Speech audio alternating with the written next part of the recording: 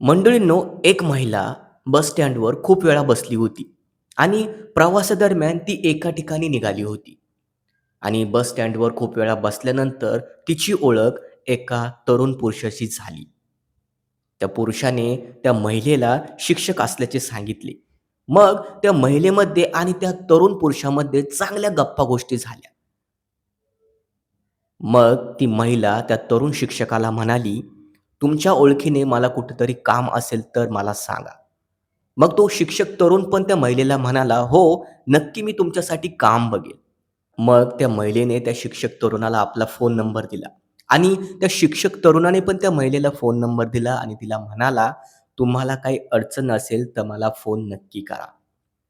मग ते दोघे पण आपापल्या प्रवासासाठी निघाले. घरी गेल्यानंतर पण त्या महिलेचे आणि त्या तरुण शिक्षकांचे संभाषण चालूच होते. ते खूप गप्पा गोष्टी करत होते. आता त्यांची मैत्री खूप घट्ट झालेली होती. आता मंडळी असाच गप्पा गोष्टींचा काळ त्या महिले आणि त्या शिक्षक तरुणामध्ये निघून गेला. मग एके दिवशी त्या शिक्षक तरुणाने त्या महिलेला फोन केला आणि तो तिला म्हणाला, "तुम्ही मला भेटायला या, मी तुमच्यासाठी चांगले काम बघितले आहे."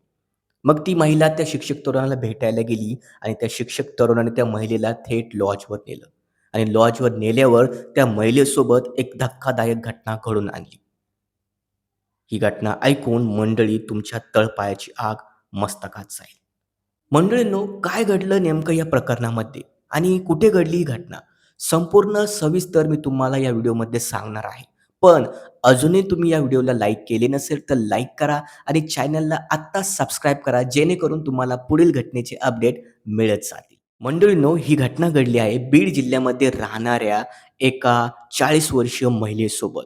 आता ती जी महिला होती, ती बीडच्या बस स्टँडवर बसलेली होती आणि प्रवासादरम्यान ती एका ठिकाणी निघाली होती आणि बस स्टँडवर खूप वेळा बसल्यावर तिची ओळख एका तरुण पुरुषाशी झाली.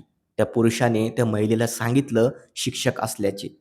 मग त्या शिक्षक आणि त्या महिलेमध्ये चांगल्या गप्पा-गोष्टी झाल्या.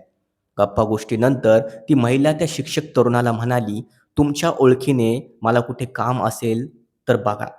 असे बोलून त्या दोघांनी पण आपापला नंबर एकमेकांना दिला आणि आपापल्या प्रवासाला ते लागले.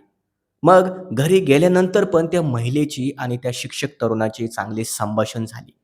ते एकमेकांना रोज फोन करायचे, गप्पा-गोष्टी करायचे आणि चांगल्या त्यांच्यामध्ये रंगारंग कार्यक्रम सुरू होता. पण एके दिवशी त्या शिक्षक तरुणाने त्या महिलेला कॉल केला आणि तो शिक्षक तरुण त्या महिलेला म्हणाला, "अहो, मी तुमच्यासाठी चांगले काम बघितले आहे. तुम्ही मला बीडच्या स्टेशनवर भेटायला या." मग ती महिला बीडच्या स्टेशनवर त्या शिक्षक तरुणाला भेटायला गेली. मग तो शिक्षक तरुण त्या महिलेला भेटण्यासाठी बीडच्या स्टेशनवर 4 चाकी गाडी घेऊन आला. त्या गाडीमध्ये फक्त तो आणि त्याचा ड्रायव्हर होता. मग त्या महिलेला त्या शिक्षक तरुणाने बघितलं आणि तिला थेट गाडीमध्ये टाकलं आणि त्या शिक्षक तरुणाने ड्रायव्हरला इशारा केला, की गाडी काढ. मग गाडी काढल्यावर रस्त्यामध्येच त्या महिलेसोबत पाठीमागच्या सीटवर शिक्षक तरुण गप्पा-गोष्टी करू लागल्या आणि गप्पा-गोष्टी केल्यानंतर शिक्षक तरुणाने आपल्या ड्रायव्हरला इशारा केला, की गाडी थेट लॉजवर ने. मग त्या ड्रायव्हरने गाडी लॉजवर नेली.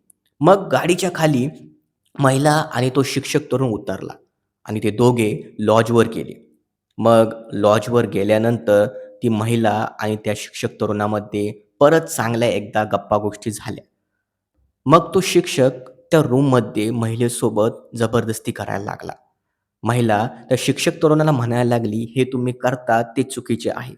पण तो शिक्षक तरुण त्या महिलेवर तुटून पडला आणि जबरदस्तीने त्या महिलेसोबत त्याने अत्याचार केला. मग त्या महिलेसोबत असा अत्याचार झाल्यानंतर त्या महिलेला त्या शिक्षक तरुणाचा खूप राग आला.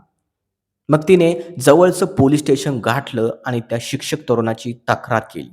पोलिसांना त्या महिलेने सर्व गोष्टी सांगितल्या, की आमच्यात असं घडलेलं होतं. बस स्टँडवर आमची ओळख झाली. मग त्या शिक्षक तरुणाने मला लॉजवर नेले, कामाचे आमिष दाखवले, माझ्यावर अत्याचार केला. सर्व गोष्टी पोलिसांना सविस्तर सांगितल्या. मग पोलिसांनी त्या महिलेचा जबाब नोंदवून घेतला. मग पोलिसांनी त्या शिक्षक तरुणाचा शोध घ्यायला सुरुवात केली आणि काही दिवसानंतर तो शिक्षक तरुण पोलिसांच्या हाती सापडला. पोलिसांनी त्याच्यावर गुन्हा दाखल केला आणि त्याला अटक केली. पण मंडळींनो, या घटनेनंतर ती महिला तुटून गेली होती.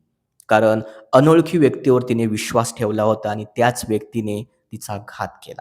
मंडळींनो, तुम्ही पण एका अनोळखी व्यक्तीशी जेव्हा मैत्री करत असाल, तेव्हा त्याची चांगली तपासणी करा, मगच त्याच्यावर विश्वास ठेवा.